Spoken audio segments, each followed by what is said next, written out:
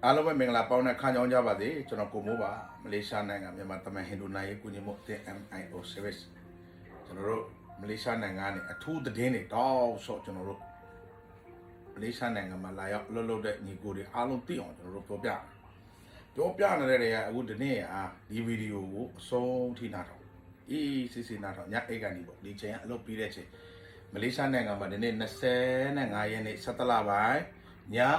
9နာရီနဲ့မိနစ်40ပဲထားလိုက်တော့ဗျမိနစ်40 9နာရီ40ည9နာရီ40ပေါ့နော်အချိန်15ရက်17လ2025 okay ကျွန်တော်ရဲ့ရုံးခန်းထဲမှာနေပြီးတော့ကျွန်တော်ဒီ live ကိုလွှင့်ရခြင်းဖြစ်ပါတယ်ဒီ video file လေးလောက်ရခြင်းဖြစ်ပါတယ်လောက်ရခြင်းအကြောင်းရင်းက10မျိုးလောက်ရှိတယ်10မျိုး17မျိုးလောက်ရှိတယ်ဒီတော့ဒီထဲမှာတေချာနားထောင်စုံတဲ့ထိနားထောင်အချိန်ပြီးနားထောင်တဲ့ခါကျရင်ခင်ဗျားတို့လိုချင်တဲ့စကားလုံးလေးတွေသိချင်တဲ့ဥစ္စာတွေအကုန်လုံးတင်ပြပေးသွားမှာဖြစ်ပါတယ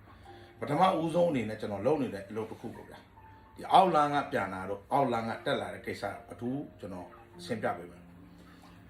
အခုလက်ရှိနယ်စပ်တွေမှာမလေးရှားရဲ့နယ်စပ်ကလန်တန်းဆိုတဲ့မြို့ပြီးသွားတဲ့ခါကျရင်ဟိုဘက်ချမ်းမှာဟာကြိုင်အဲ့ဒီမှာမလေးရှားနိုင်ငံသားအယောက်4000လောက်မလေးရှားနိုင်ငံသားအယောက်4000လောက်အဲ့မှာပိတ်မိတယ်တော့မလေးရှားတည်င်းထဲမှာလည်းကျင်ညာဒါတွေကအားလုံးအသိနေကြတဲ့ကိစ္စတွေဖြစ်နေနိုင်ငံသားတွေသိတယ်တို့ပေါ်မှာတွေမသိသေးဘူးနောက်တစ်ခုကပါလဲဆိုတော့အောက်လန်နဲ့ရောက်လာတဲ့လူတွေမလေးရှားတဲ့ကိုမဝင်ပြီးတော့ကျွန်တော်တို့ဒီနေစားတွေပေါ့ထိုင်းနိုင်ငံနေစားမှာလူပေါင်းမနေဘူးရှိတယ်အဲ့ဒီထဲမှာကျွန်တော်လူကရာကျော်ပေါ့ဗျာတယောက်နှစ်ယောက်မဟုတ်နော်100ကျော်တာကျွန်တော်လူတွေဒီတော့ဒီ100ကျော်တဲ့ကညီကိုမောင်မမိဘပြည်သူတွေကနေပြီးတော့ခဏဖုံးဆက်တော့ဒီဗီဒီယိုကြည့်နေခင်ဗျားတို့သိတယ်သိရမယ်သိအောင်ပြောပေးတာဘာကြောင့်သိအောင်ပြောပေးလဲဆိုတဲ့အခါကျတော့ဒါကကျွန်တော်တို့တင်တဲ့လူတွေကိုစိတ်မပူအောင်ပြောပေးတာဘာမှပြဿနာမရှိဘူးโอเคရေကြီးနေတဲ့အတွက်ကြောင့်မလို့ခဏရတာပဲရှိတယ်ရတာတဲ့ဆိုတာကနေစားမှာဝင်ဖို့အတွက်ကိုစောက်ဆိုင်နေကြတယ်လမ်းကြောင်းပေါင်းစုံပွဲစားပေါင်းစုံအားလုံးဒီကြားထဲမှာ20ရက်နေ့ပေါ့နော်ဒီ20ရက်နေ့2025 17လပိုင်း20ရက်နေ့ကနေပြီးတော့လူဝင်တဲ့အချိန်မှာ22ယောက်ဖမ်းခံထိတယ်ပွဲစားကဘယ်လိုလဲဆိုတာတော့သိတယ်ဒါပေမဲ့ပြောလို့မကောင်းဘာဖြစ်ဒီအောက်လမ်းဆိုတာသိကြတာမဟုတ်ဗျအပေါ်တစ်ဝက်နဲ့အောက်တစ်ဝက်နဲ့ပဲလာကြတာစိတ်မကောင်းဆိုတာဖြစ်ပဲ22ယောက်အဖမ်းခံရတယ်20ရက်နေ့မှာအဖမ်းခံရတယ်ဒီသတင်းကသတင်းထဲမှာမထွက်လာဘူးโอเคသတင်းထဲမှာမထွက်လာဘူးဘယ်လိုပြောမလဲဒါအတန်လေးဖြစ်သွားတာသူတို့တွေလည်းဒါပုံကြီးမချက်ဘူးပေါ့မရေးတဲ့ကြီးတဲ့ပြဿနာတွေစုံတဲ့ခါကျတော့ဒါကြီးကိုသူတို့ပုံကြီးမချက်တာဖြစ်မယ်ဒါပေမဲ့ဒီ source ကကျွန်တော်တို့မှာရှိနေတော့ဒီ22ယောက်ကိုတင်လာတဲ့မိဘပြည်သူတွေကဒါကျွန်တော်တို့နဲ့ဘလုံးမပတ်သက်ဘူးဒါတခြား agent နဲ့ပတ်သက်နေတဲ့ကိစ္စ agent တွေမှာလည်းဘယ်လိုပြောမလဲဆိုတော့ agent တွေကများတယ်ဗျအလုံးလုံးတဲ့လူတွေကို agent တွေကပုံများလာတယ်ပုံများလာတဲ့ခါကျတော့ဘလူးကောင်းတယ်ဘလူးမကောင်းဘူးဆိုတာကိုသွားတဲ့လမ်းကြောင်းကိုခေါ်တဲ့လူကကိုစီရောက်လာတဲ့ခါကျရင်ကိုမေးပြီးကိုသိတယ်ကျွန်တော်တို့ကအရင်တော့ကျတော့လာတဲ့လူတွေအကုန်လုံးကိုထိုင်ပြီးစကားပြောပြီးတော့မှဘလူးတွေဖြစ်လဲဘာညာအကုန်လုံးမေးတယ်အခုကျတော့ကျွန်တော်တို့ပြောနေကျွန်တော်တို့လည်းညောင်းသွားပြီအကုန်လုံးလည်းသိကြတယ်တော့ပြီးတော့အခုချိန်တိုင်း65သိန်း50 55သိန်းနဲ့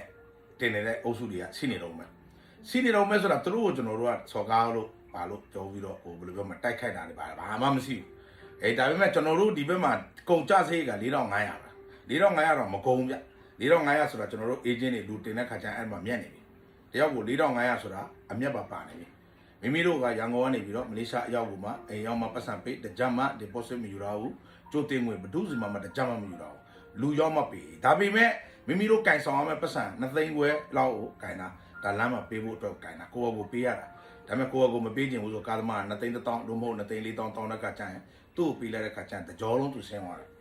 โอเคဒီတော့နောက်တစ်ခုထပ်ပြောလိုက်မယ်မလေးရှားနိုင်ငံကိုအခုလက်ရှိလာနေတဲ့အောက်လမ်းကတကြောင်းလည်းရှိတယ်ကော့တောင်လမ်းတို့ဘိတ်လမ်းတို့မောတော်လမ်းတို့အဲ့ဒါတွေမဟုတ်ခင်ဗျဘုရားသုံးစုလမ်းကပဲလာလို့ရမယ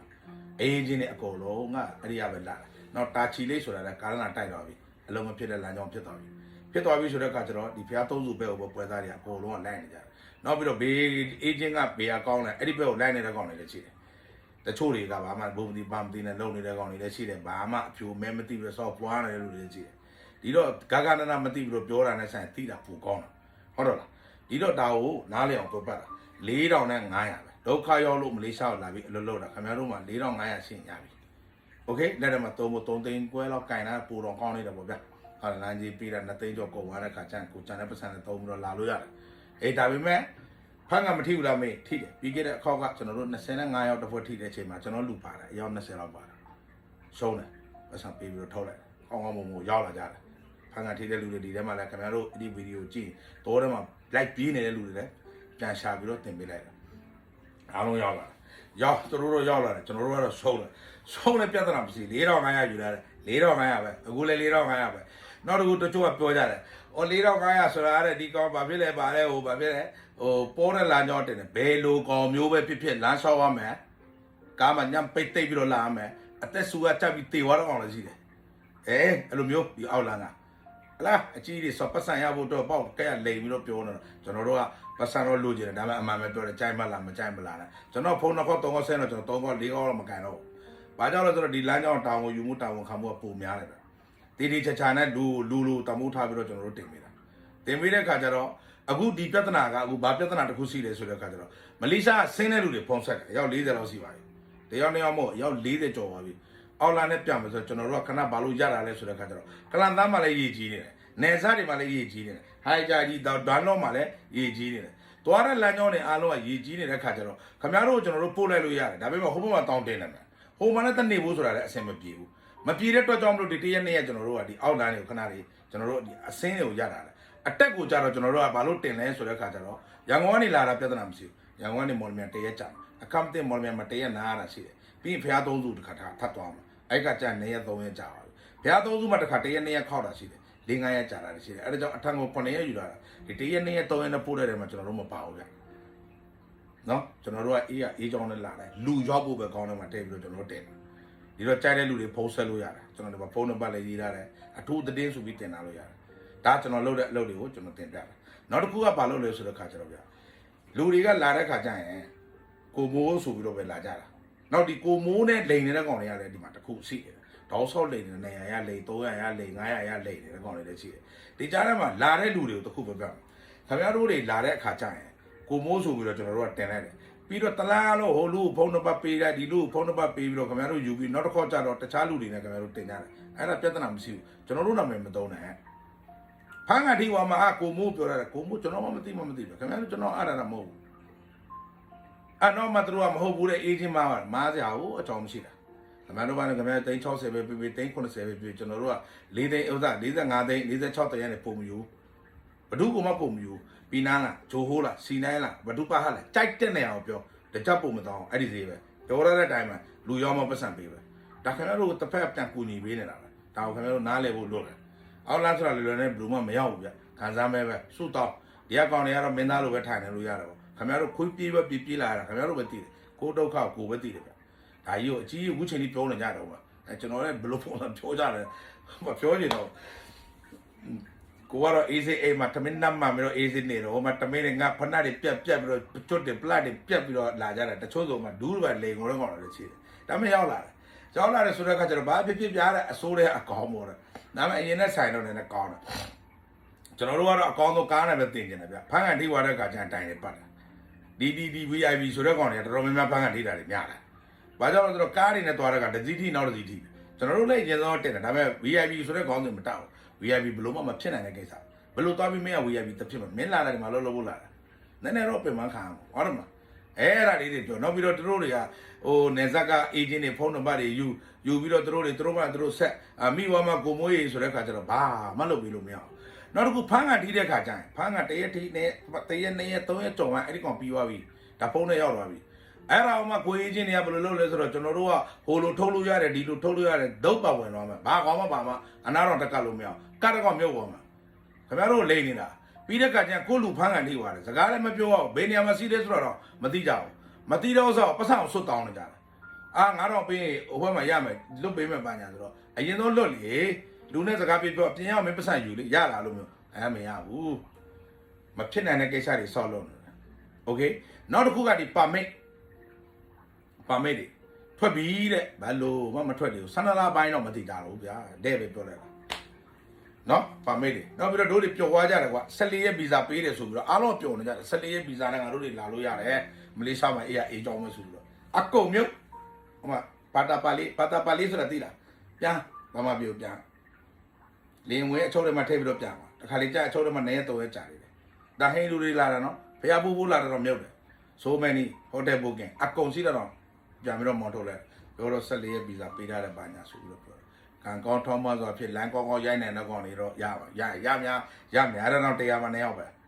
ဲတရားမှ2ယောက်ပဲအများကြီးမရောက်လာဘူးဆော့ပူတွေပြောပြီးတော့အောင်နေကြတာဒီမှာတကယ်ဖြစ်တဲ့ပွဲတွေကကျွန်တော်တို့အကုန်လုံးလူကိုယ်တိုင်တက်ကြည့်ပြောပါပြီโอเคဒီတော့အောက်လန်းနဲ့ပြန်မဲ့လူတွေလောလောဆယ်ကိုခဏရလာတာအပေါ်လန်းနဲ့အောက်လန်းနဲ့လာတဲ့လူတွေကြတော့လာလို့ရတယ်ဒါပဲလို့တို့ရန်ကုန်မှာကြာမှန်းရန်ကုန်ကနေပြီးတော့မော်လမြိုင်မှာကြာမှန်း2ရက်3ရက်ကြာမှန်းအဲ့ဒီ2ရက်3ရက်မှာရေကျဝိုင်းဟိုအေးရအေးကြောင်းမှာနောက်ပြီးတော့ဒီအောက်လန်းနဲ့ပြန်တဲ့လူကိုလည်းကျွန်တော်တို့3500ရန်ကုန်အောင်မင်္ဂလာကာကြီးဝင်းရောက်မှယူလာတာအဲ့ဒါလည်းဈေးတွေထပ်ဆော့ဖို့ရှိတယ်လူနည်းနည်းများလာတဲ့ခါကျရင်လည်း discount လေးပေါ့သူတို့တတ်နိုင်တဲ့ဈေးပေါ့ဟုတ်လား CI နဲ့ပြန်လို့မရတဲ့ပြဿနာတွေကရှိနေတယ်ဗျ CI ဆိုတာကလည်းမတ်ပုံတွေမရှိတဲ့ခါကျရင်တော်တော်တိုင်ပတ်တယ်ဒီကောင်လေးပြန်လာဒီအပေါ်လန်းနဲ့ပြန်လာပြဿနာမရှိဘူးမရရင်အောက်လန်းနဲ့ပြန်လို့ရတဲ့လမ်းကြောင်းတစ်ခုရှိတယ်ဒါပေမဲ့အစိုးဆုံးပြဿနာတစ်ခုကဘယ်မှာတက်လဲဆိုတော့ကန့်နဲ့မှာတက်နေတယ်ကန့်ကိစ္စပြောပြမယ်နော်မြန်မာသားရုံးကနေပြီးတော့ကျွန်တော်တို့ဒီတာဝန်ရှိတဲ့လူ3ယောက်ကိုရွေးချယ်လာတယ်ဆိုတော့နာမည်တော့မပြောတော့ဘူးဗျခဏခဏပြောတာများနေပြီဒီတော့တွားပြီးတော့ကနေမှာတို့တွားရောက်ပြီးစစ်ဆေးတဲ့ခါကျတော့မတ်ပုံတွေမရှိတဲ့လူကိုတနေရာဖယ်ထားလိုက်တယ်မတ်ပုံတွေရှိတဲ့လူဦးစားပေးပြီးတော့တို့ပို့တယ်မြန်မာနိုင်ငံသားမှန်တယ်အာယုံမနောက်ဘောဗျာဒါတွေကြတော့ဒီမတ်ပုံတွေရှိတဲ့လူတွေလုတ်ပေးရတာပိုစင်ပြေတယ်မရှိတဲ့လူဒါဒိုးတော်များလဲတော်ကြတယ်ဗျ3လတချို့က6လဟိန္ဒူနဲ့အစ္စလာမ်ဆိုပိုဆိုးဒီကောင်လည်းမတ်ပုံတွေမရှိဘူးလေမရှိတော့ပါနဲ့တက်ပြန်ဒီတော့အကြံဉာဏ်တစ်ခုပြင်မယ်တေချာနာတော့ခင်ဗျားတို့တာရီမီတွေဖမ်းကထိတဲ့အခါကျမြန်မာနိုင်ငံမှာရှိတဲ့နိုင်ငံခြားရေးဝန်ကြီးဌာနကိုတွားပြီးတော့ခင်ဗျားတို့တက်တင်ပြမတ်ပုံတွေမရှိဘူးလားအိမ်တော်စုရှင်ရက်ကွက်ထောက်ခံစာရဲစခန်းထောက်ခံစာအဖေရဲ့မတ်ပုံတွေအမေရဲ့မတ်ပုံတွေဟုတ်လားဒီဖမ်းကထိတဲ့ကောင်လေးမှမိန်းမရှိရင်သူ့မိန်းမရဲ့မတ်ပုံတွေမှာတခါတည်းယူပြီးတော့နေပြီးတော့တင်ပြီးတဲ့အခါကျရင်လက်ရှိဘေကန့်ထဲမှာရှိတယ်ကန့်ထဲမှာရှိတဲ့လူရဲ့ body number လို့တယ် body number ရှိရမယ် body number ပြီးသွားတဲ့အခါကျရင်သူက body number ရှိဖို့လို့ body number ပြီးသွားတဲ့အခါကျရင်သူ့ရဲ့နာမည်ပြီးတဲ့ခါကျရင်သူကဘေမျိုးမှာရှိတဲ့ကန့်အဲ့ဒါတွေလို့တယ်အဲ့ဒီ3ခုလုံးလို့ယူပြီးသွားတဲ့ခါကျရင်ကန့်ထဲမှာဘယ်တော့ကြာခဲ့ပြီလဲဆိုတဲ့ဥစ္စာကတန်ရုံးမှာတက်တင်ပြလို့ရတယ်အရာရှိတွေကောင်းတယ်ခင်ဗျားတို့လူကိုယ်တိုင်တက်မတွေ့ပြီးတော့ဖုန်းနေနဲ့ဟိုလူပတ်စံပေးလိုက်ဒီလူပတ်စံပေးလိုက်ဆောင်းမလုံးနဲ့အဲ့ဒါဆော့တလွဲလုံးတွေခင်ဗျားတို့အဲ့ဒါပေါင်မဝင်ဘူးအဲ့ဒါအလုံးလည်းမဖြစ်ဘူးလားဒီလုံးတွေဆောင်းမလုံးနဲ့ဒီတော့မိမိတို့ရဲ့ယောက်ျားပဲဖြစ်ဖြစ်သားသမီးတွေပဲဖြစ်ဖြစ်ဦးလေးပဲဖြစ်ဖြစ်ညီကိုမောင်နှမပဲဖြစ်ဖြစ်ဆွေမျိုးတိုင်းဝိုင်းတယောက်ကနေပြီးတော့အဖမ်းခံရတယ်ဆိုတဲ့ခါကျရင်မလေးရှားအော်လန်ကပဲလာဒီကနေအော်လန်ကပဲဆင်းအလုံးထဲမှာဖမ်းခံထိတာပဲဖြစ်ဖြစ်ခင်ဗျားတို့တွေကိုကော်ဆွန်းဆိုပြီးတော့ပဲကောင်းစင်တတ်တာဒီအော်လန်ကတက်လာတဲ့ကောင်ကျွန်တော်6လလောက်ကြာရင်ကြာတယ်ဒီကနေမတော်တဆဖမ်းခံထိတဲ့ကောင်1လဒို့မဟုတ်2လမဟုတ်3လ3လဆို2လနေရမယ်ပြီးတဲ့ခါကျကန့်နေရောကန့်နေမှာတပတ်ဒို့မဟုတ်1လအတိုးလေးမှဒီကောင်ဘာမှပြပြန်မှာအခုက1လမဟုတ်ဗျ6လကြော်ကြာပြီဒီငိုးတန်နေပေါ့တော့ကားနေကငိုးတန်နေသည်ကွာလာလာပူမျိုးလက်ကောင်ထိရောက်လာပါပြီခင်ဗျဒီနေ့ဆိုမိဘ2ယောက်လာငိုနေတယ်ကျွန်တော်လာဝကယုံကဝန်နာမဟုတ်ဘူးကျွန်တော်တီးတလောက်ကိုကျွန်တော် Twitter မှာအကုန်လုံးကိုနားလည်အောင်ရှင်းပြနေတာရှင်းပြနေတယ်ဆိုတဲ့အခါကျတော့ကျွန်တော် idea ပေးတာဒါသူတို့2ယောက်တော့ကျွန်တော်ရှင်းပြပြီးပါပြီ